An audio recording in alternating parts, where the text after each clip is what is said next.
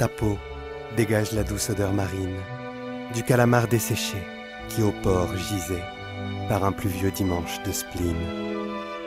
Ces entrepôts aux murs délavés, comme toi, de déchargements souillés, me rappellent avec émoi ton vieux regard de chamois, mon amour.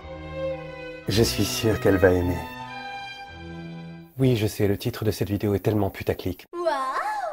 Hi, ça bonjour, coucou les gens. Alors aujourd'hui, pour cette vidéo spéciale Saint-Valentin qui se doit pleine de romantisme, rien de plus romantique à vous présenter que mon postérieur. Donc aujourd'hui, je vais vous parler de cette expérience où j'ai montré mon derrière à la télévision.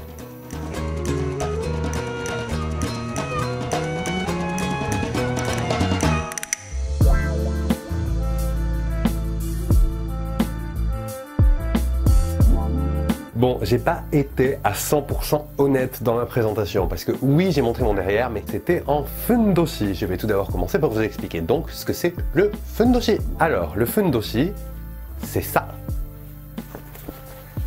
On se met autour de la taille et entre les jambes et qu'on tourne et qu'on plie et au final au derrière ça donne ça, donc c'est un peu comme un string si vous voulez. Alors le fundoshi c'est un sous-vêtement traditionnel et qui remonte à ancestral donc au Japon, mais depuis la Seconde Guerre mondiale avec l'influence occidentale on en voit de moins en moins dans la vie quotidienne. Pourtant il reste quand même utilisé dans les omatsuri, donc les festivals, les fêtes traditionnelles japonaises, où les hommes par exemple quand ils portent le mikoshi, c'est-à-dire c'est un gros temple portatif et donc on porte ça et les hommes qui portent ça ont souvent un fundoshi comme ça.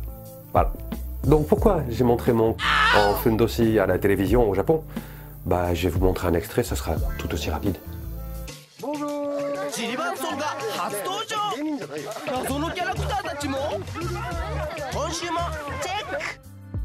Donc, comme vous avez pu le voir, il s'agissait d'une émission de variété. C'est vrai que j'ai tendance à faire des boulots plus sérieux, aussi bien en tant qu'acteur qu'en tant que reporter en général.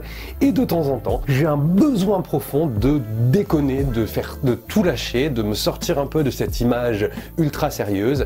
Et là, c'est tombé, j'ai cette proposition pour cette émission de variété. Et donc, je finissais à l'eau, à la mer, à la fin de l'émission. Et je me suis dit, bah, tant qu'à faire, autant sortir de l'eau avec le sous-vêtement bien traditionnel japonais pour un peu casser l'image trop sérieuse que j'avais. Mais il n'en reste que c'est pas la première fois que je montre un peu de ma chair, dirons-nous, à la télévision. Quand j'ai fait mon feuilleton régulier de l'après-midi en 2007, je sais pas pourquoi, mais une fois par semaine, il me foutait une scène de douche. Donc je devais prendre une douche sans raison, mais sur place en fait, pour pas se sentir trop gêné devant l'équipe, ils nous font mettre effectivement un maillot de bain couleur peau. En fait, il faut savoir aussi qu'au Japon, il y a un rapport à la nudité qui est vraiment différent de celui qu'on a en Occident. Déjà, les sources chaudes. Quand on va dans les sources chaudes, tout le monde est nu. C'est vrai que la société japonaise étant assez hiérarchisée depuis la plus tendre enfance avec les uniformes, déjà dans la scolarité, on reconnaît du premier coup d'œil l'appartenance à telle école. On sait donc si la personne est dans une bonne école, si elle est considérée comme intelligente, etc. Dans le travail, c'est pareil. Toujours à tout moment dans la vie, il y a des indices visuels qui renseignent de la hauteur, on va dire, dans l'échelle hiérarchique de la personne qu'on a en face de nous. Et dans les sources chaudes, c'est vraiment le seul endroit où tout le monde est à égalité et où on ne sait pas donc si la personne à côté est un chef d'entreprise ou vraiment un salaryman lambda. Et c'est vrai qu'il y a ce rapport à la nudité qui est très différent, où on se retrouve en tant qu'humain à égal pour profiter de ce moment de relaxation. Je vais pas m'étaler par contre sur le sujet de la nudité au Japon, parce qu'il y a beaucoup de youtubeurs qui ont fait des vidéos là-dessus, vous pourrez faire vos recherches et découvrir ce dont je n'ai pas parlé ici. Je vais vous parler plutôt de la nudité dans les médias. Un peu moins maintenant, mais surtout dans les années 90 et début des années 2000, pour n'importe quel prétexte, ils mettaient à l'écran des jeunes filles en maillot de bain, parfois très court, et c'est plutôt commun en fait au Japon. Et sans se limiter aux émissions de variété, c'est vrai que dans les métros, par exemple, on voit toujours les affiches pour la publicité des magazines, des hebdomadaires qui sortent chaque semaine, et à chaque fois sur leur couverture, c'est des filles en bikini dans des positions très suggestives, mais dans la société japonaise, c'est considéré comme assez normal. On va mettre quand même une limite là-dessus, parce que je me souviens il y a quelques années d'un épisode absolument pas glorieux. En fait, il y a un magazine pour femmes qui s'appelle Anang. Et ce magazine aborde souvent les thèmes de la sexualité, et comme le public est féminin, ils ont tendance à mettre en couverture des hommes, à l'inverse, un petit peu dénudés, assez baraqués, avec des beaux muscles. Et Anang avait fait une campagne dans les métros où ils avaient mis justement des affichages de leur couverture et tout ça, et ça avait fait un scandale parce que tous les qui en général bavent devant ces mêmes affichages de jeunes filles en maillot de bain.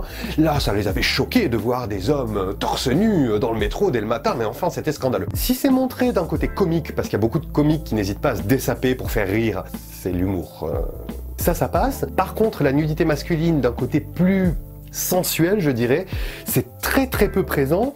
Donc pour dire quand même que la nudité dans les médias, oui, mais je sais pas pourquoi, ça passe beaucoup plus facilement dans un sens que dans l'autre. Par contre, je vous fais confiance, vous allez savoir de quoi je vais parler quand je vais vous dire le mot mosaïque. Alors, les mosaïques dans l'utilisation générale dont je ne vais pas parler parce que je suis sûr que vous la connaissez très bien, c'est vrai qu'elle existe pour cacher les organes génitaux, mais aussi les poils pubiens, parce que c'est mal vu au Japon de les montrer, voilà, il y a une loi qui interdit et qui fait qu'il faut que ce soit mosaïqué sur toute cette partie-là comprenant les poils. Alors vous allez me dire, c'est assez particulier, parce que d'un côté, il y a une répression qui est assez forte pour ne pas trop montrer l'épicentre, et d'un autre côté, on voit partout placarder des images de femmes ou de filles très dénudées.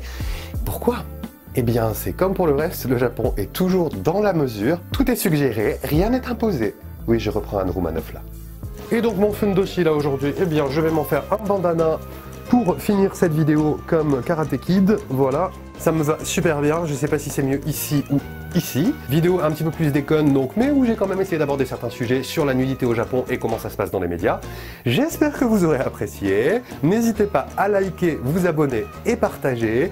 Je vous dis à la prochaine. Ciao ciao!